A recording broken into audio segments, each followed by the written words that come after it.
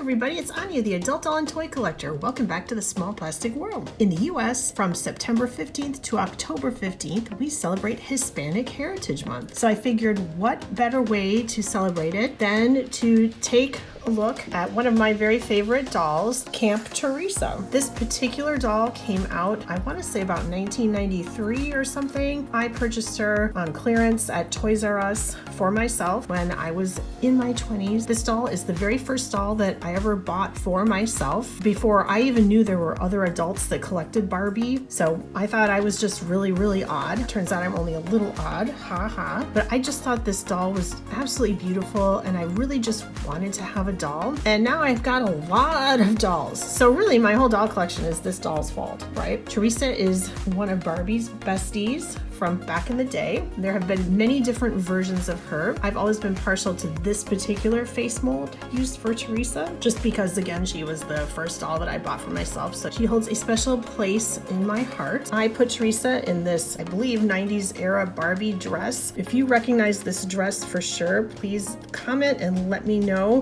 where exactly it came from. I'm guessing it was one of those great weekend fashions or something like that. I like the floral pattern on the bodice with the white background and then our signature Barbie hot pink color of the skirt. The pattern does not go all the way around, so the back is all just hot pink, opens and closes the Velcro, and there's kind of a cool yellow waistband. And I just put her in shoes just for this video. If you've been watching my channel a little while, you might remember that I had a huge thrift haul several months ago, and one of the dolls I thrifted is this doll, who is also Camp Teresa. She's had her spa day and I've cleaned her up, so I thought we would take a closer look at her and kind of compare her, because we can use my Teresa here on the left so we can see what changes have happened to this doll on the right. The first and most obvious one is the bangs. So I told the story in the thrift haul video, but in case you missed it, I'll just mention it again here. I found this doll here on the right in a bag with other dolls, and I immediately recognized the Teresa face, but it took me a second to realize which doll it was. I looked at her eyes and I thought, wait a minute, her eyes look a lot like my Camp Teresa's eyes, but where are her bangs? So I wasn't 100% sure, just looking into the bag,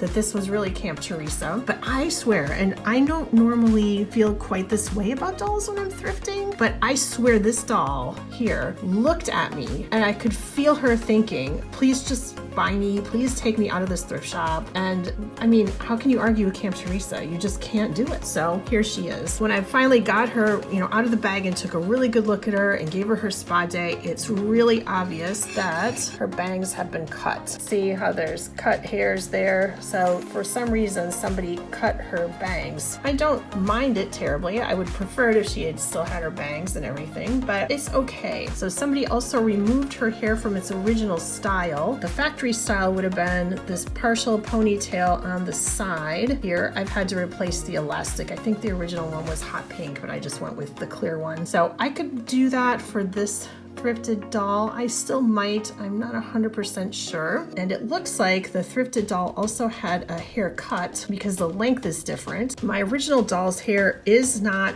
100% the same length in the back. This is how she came out of the box. I've never cut her hair or anything like that. So sometimes, factory hair can look a little bit different like this, but I do believe someone cut the length also. But at least, it's not that bad. I'm okay with it. And both dolls still show that darker stripe of blonde hair that's more of a golden color, as opposed to the lighter, whiter color. That was the color play feature. If you put the doll in the sun or under a light bulb, the heat would make that streak appear darker and then it would go away. But I believe now, after all these years, these dolls are like 30 years old now.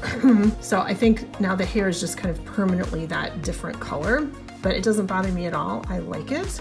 Thrifted Teresa is missing her earrings. They would have been these hot pink studs. Both dolls are missing their rings, which pretty much looked exactly like the earrings. My doll had an encounter with a cat many years ago, unfortunately, so she has chew marks on her hand, where the thrifted doll's body is in really good shape. And both dolls have working bend and click knees. Both dolls have very similar faces. You can see that their eyes are painted exactly the same way, same colors and the same pattern with the white dots and the little streak. It is interesting that their lips are slightly different. My original Teresa on the left has a darker coral lip, and the Teresa on the right has a lighter color, sort of an orangey coral.